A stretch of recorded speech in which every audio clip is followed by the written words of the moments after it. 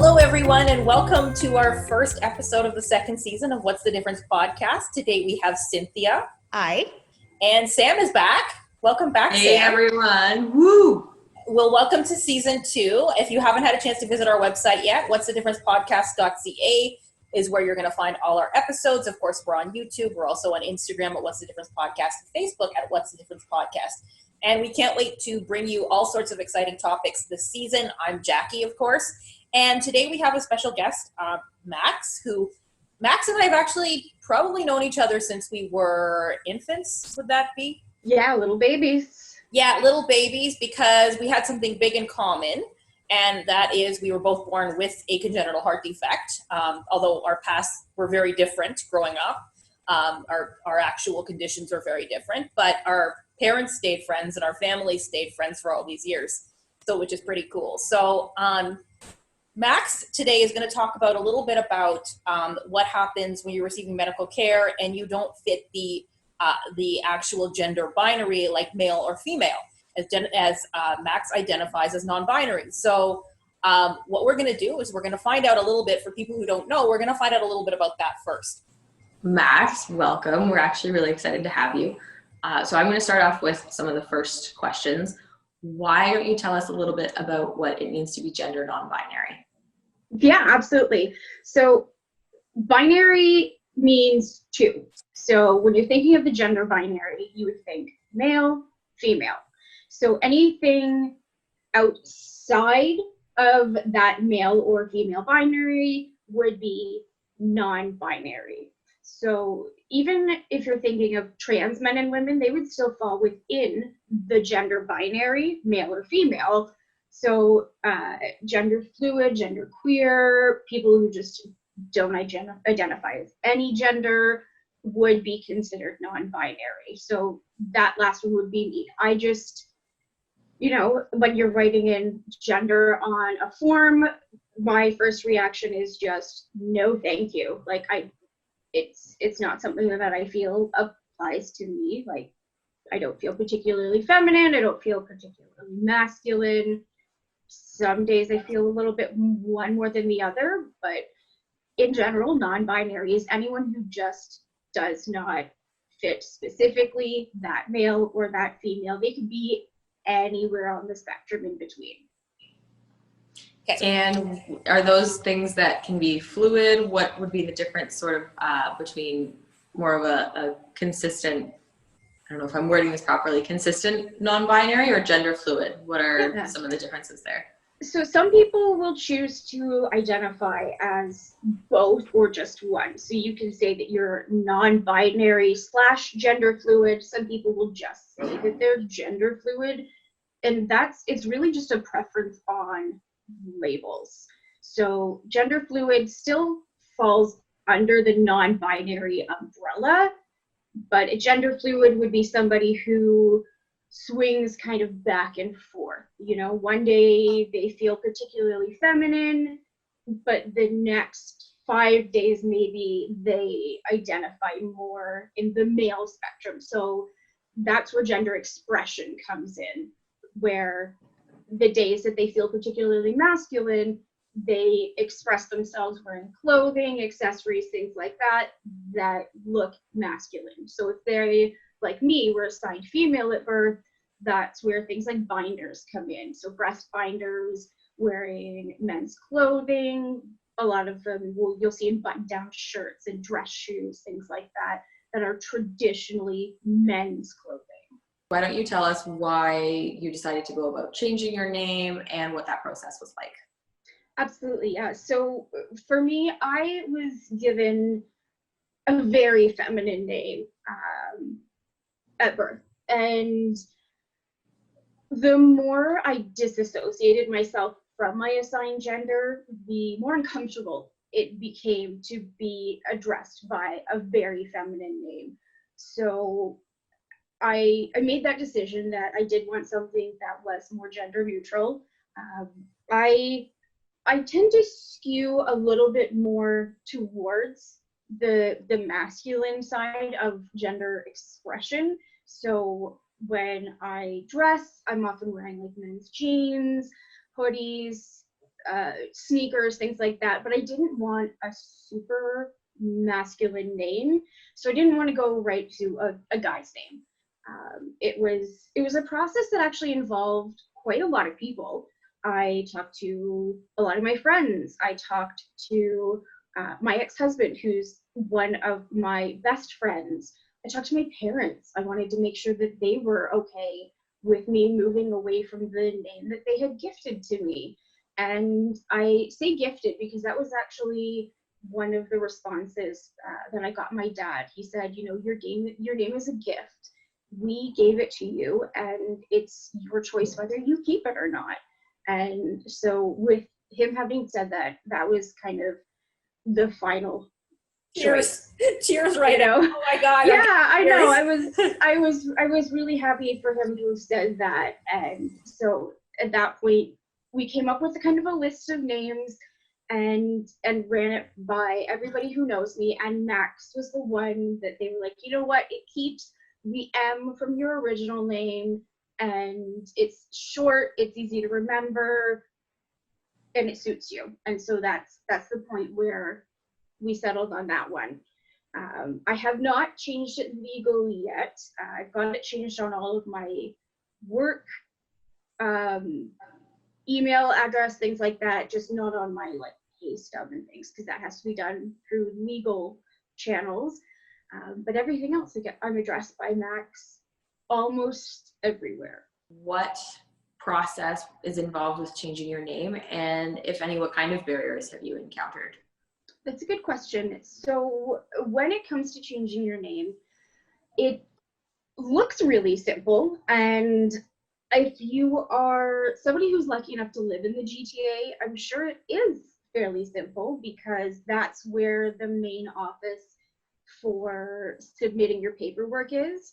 For myself, I'm in London. So I'm in London, Ontario. So if I were to do the paperwork in person, it would be a 2-hour drive to get there. So I have to mail everything in. I also, because I am still technically legally married, my ex-husband and I just at this point decided it's not worth paying the money for a divorce. We're best friends. Neither of us have plans to get married to anybody else anytime soon. I have to have him sign off on my name change. So he's got to fill out paperwork. That all has to be done. I have to get a long form birth certificate because I don't have a long form birth certificate. So that's an extra expense added on. There's a fee that has to be paid. Yes, my ex and I do co-parent, but I am technically a single mom on one income with a house and a car and everything that goes with that. So the cost could be prohibitive to some people. I'm lucky in that I had somebody who was generous enough to say, I really want you to be able to change your name legally. Here's the entire fee up front. And so I have that sitting in a savings account waiting for Corona to be done so that I can get everything that I need gathered and get it done. But it has been a little bit more difficult than I anticipated, because there is only that one office to do it in, because I need that long form birth certificate. It looks easy, but it's not as easy as it could be if I were, say, in the GTA. Yeah, I legally changed my name 20 years ago from Cindy to Cynthia. That's why I did the part. Yeah. But I actually don't remember exactly what I had the whole entire process. I remember going to a lawyer. I remember getting a guarantor's signature. Yes, I do need that as well. So, but my parents basically paid the entire fee. So can you tell us a little bit about your medical history and what you had to deal with, like health-wise, during your childhood? Absolutely, yeah. So I was born with a congenital heart defect. I had multiple atrial and ventricular septal defects. So basically the vertical wall in my heart had multiple holes in them. I also have what's called a bicuspid aortic valve. So there's a valve in your main artery leading out of your heart called the aorta, it should have 3 flaps in it, kind of cut like almost in like 3 pie slices, and 2 of those are fused together. So when it closes, it doesn't close in a proper rhythm. So it's caused a heart murmur. That hasn't had any need for surgery yet, but the holes in my heart did. So when I was 10 weeks old, they went in and they actually, at that point, I wasn't big enough for open heart surgery. They put, they tightened up a different artery to prevent blood from flowing backwards into my heart to keep me alive long enough to become strong enough for open heart surgery. And then shortly after I was 2 years old, so I was 2 years, 2 months old, they went in, they opened me up, put me on bypass to stop blood flow, sewed up the smaller holes that hadn't closed on their own, because sometimes kids with septal defects, the holes just close on their own.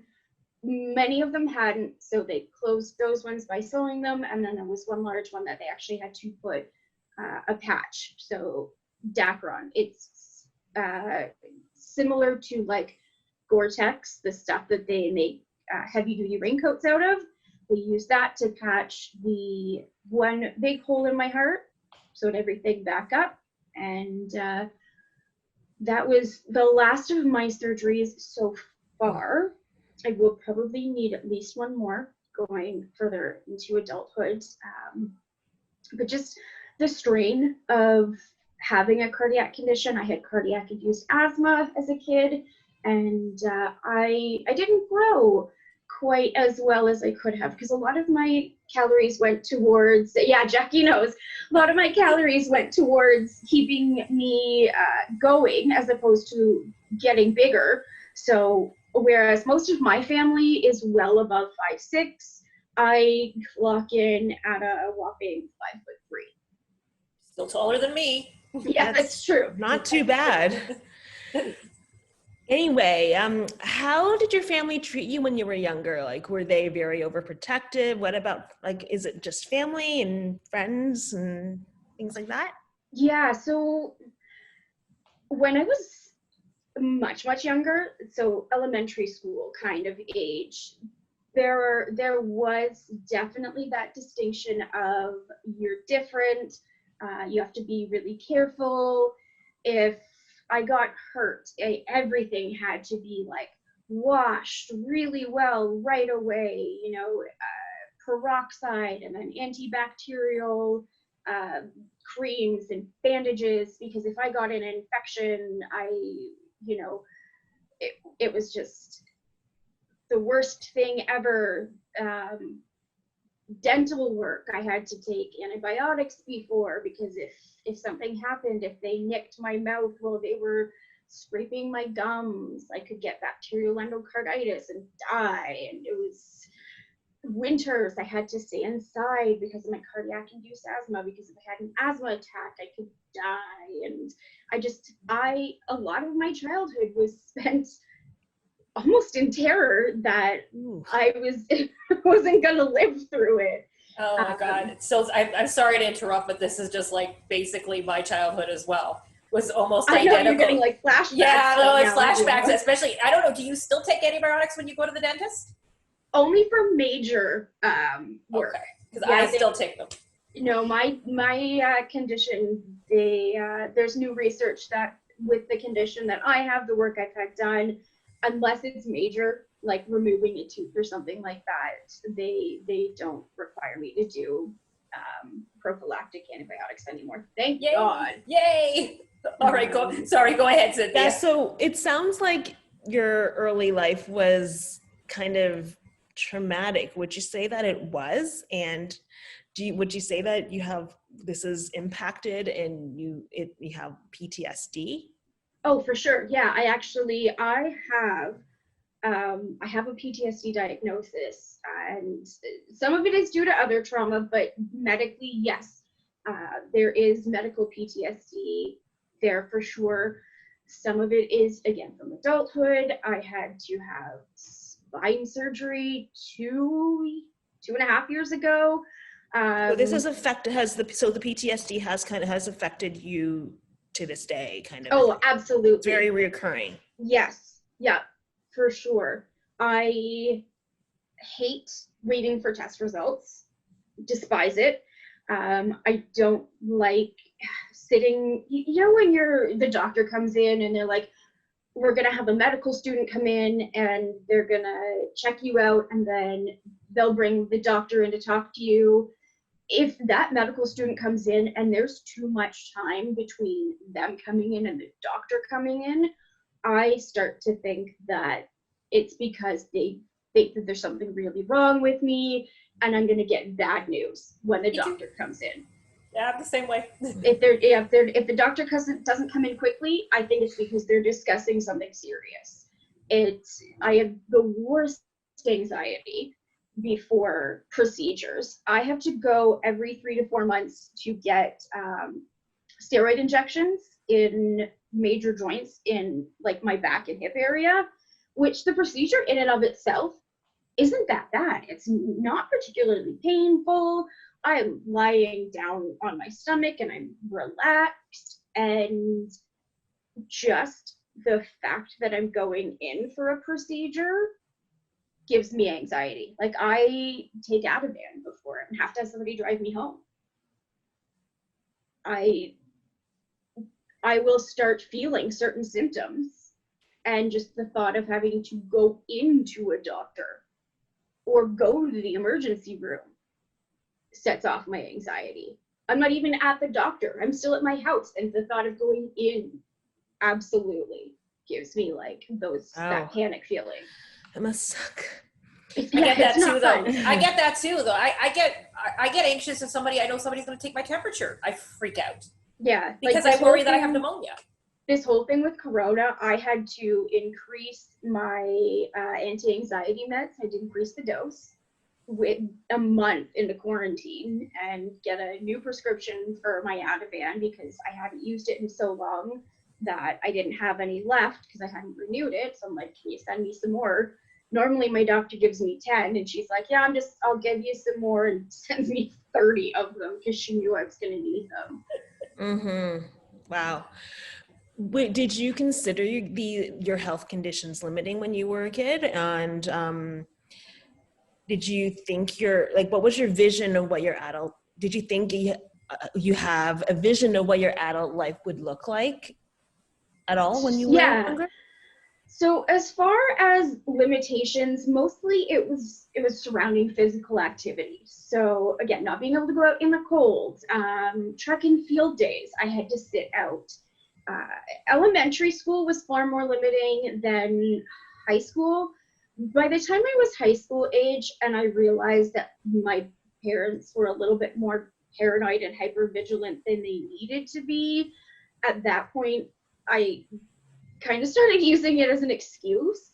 So it was, I don't feel like participating in this particular sport in phys ed class, so I'm gonna use my chronic illness as an excuse to not do that. So did you have to get a note to sit out?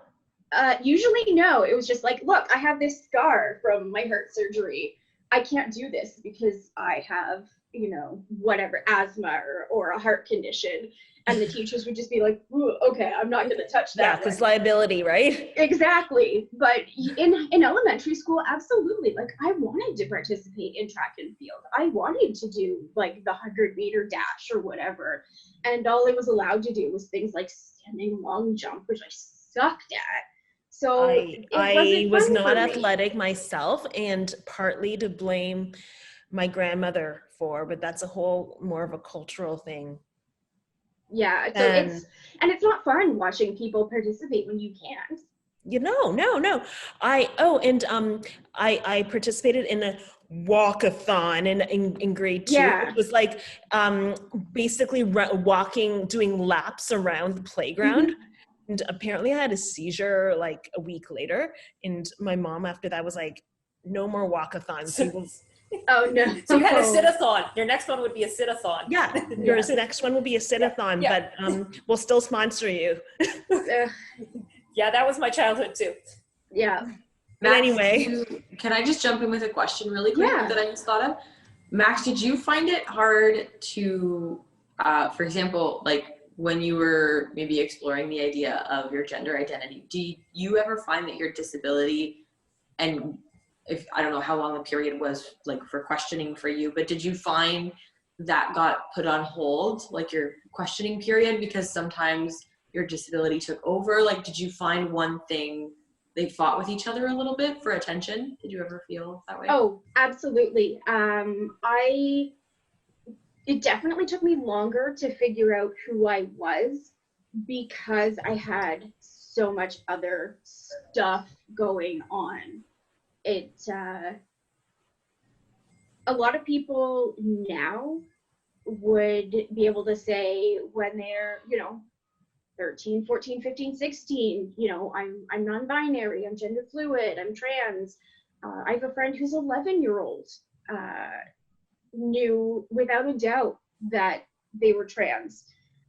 I didn't even have the language to describe it until I was 30, because I just had so many other things that I needed to focus on that I couldn't even go out there and to see if there was language that could tell me. Yeah, how it kind of gets put on identified. hold a Was little it bit. also Exactly. generational? Yeah, Yeah. I was thinking Yeah. that I think, too, yeah, there's- generational. Big time. Like not generational having does- the language. Like now there's so much more discussion about it in Exactly. schools Yeah. and with certain teachers and certain role models. So even if you don't have that language at home, you can easily access that language either on the internet through like maybe a vlogger you watch or friends or school. Like there's just so many other ways to learn about those options. So having the options and knowing what's out there helps a lot. Absolutely. For sure. Yeah. I knew that I didn't feel right as a girl, but I also knew that I didn't want to be a guy either. Mm-hmm. But there was like, how can you tell somebody that if you don't have a word that describes that, if you don't know that other people feel that way and you don't want to be told that you're crazy? And I'm wondering too, if it's also when you've had a lot of medical trauma, you don't really necessarily have you're not fully in touch with your own identity anyway, because you feel like so much of that identity might have been stripped from you by doctors and by tests. And I don't know if that's something that you felt. Yeah, so that's something that I've actually worked with. I've done a lot of therapy, and that's one of the things that I've worked with is becoming myself, not my illness. What was your plan on having kids, and how did people react when you got pregnant? Like, were they freaked or over concerned? So that's a good question. So I originally had never ever planned to have kids. I was terrified that if I had a kid, that they were going to end up with a heart condition like mine. Then my now ex-husband and I talked about it, and we decided, you know what? Okay, we'll do one, and that'll be it. And if testing happens and it turns out that there is something seriously wrong and we need to terminate, we're not going to try again. That'll be it. Do that one try, end of story. I went into it going, you know what? People take a long time to get pregnant. It's going to take us a long time. And then 6 weeks after we started trying, I was pregnant. Hey, I feel you there. Long enough. I was the It's same not way. I went into it thinking, same mindset. I was like, okay, well, it's going to take a long time. I'm 35, and then boom, I was pregnant 3 weeks later. Exactly. So I was terrified. I actually had times where I thought about going and terminating. I was that scared. I was that unprepared. I was 25. We'd only been married for like a month. Oh my 2 gosh. months. It was literally 2 months to the day that we had been married when I got my pregnancy test. We were married on August 14th, and I had my positive on October 14th. That's like honeymoon baby. Yeah, exactly. I was so scared, and I didn't know what to do, and people around me were asking, is everything going to be okay? Are you going to be okay? My doctor wanted me to get, like echoes. And was the pregnancy okay in general? Like, The problems I had were completely unrelated to any pre-existing health conditions. I had HG, so hyperemesis gravidarum. I threw up even with the maximum dose of Declectin for 24 weeks straight. I ended up in the hospital on saline drips twice, once at 19 weeks. I was actually at that point having premature contractions. Oh my gosh. Because I had a cold and I was puking so much that I became very dehydrated. And then the second time I was in the late 20s. I was almost to 30 weeks. So if I had at that point had contractions and given birth, he would have been viable. He just would have been a lot of time in the NICU, but still scary to have to be there and be on saline because I was throwing up so much. And then I got about 6 weeks of reprieve where I actually felt like, yay, this is nice being pregnant. I'm enjoying feeling the kicks and things like that. And then my right hip, which I damaged when I was 17 falling off a horse, started slipping out of place because it had never sat back in the socket properly after that accident. And so that's where I ended up actually taking Percocet for almost the remainder of my pregnancy. So those last 14-ish weeks. I don't know why I was thinking pregnancy was only 30 weeks. Wouldn't that be nice? So those last 14-ish weeks, I took Percocet almost daily for the pain. It was that bad. And it was towards the end, they were like, we can't have your baby coming out addicted to opiates. So we need you to go off of them and you're just gonna have to be on rest.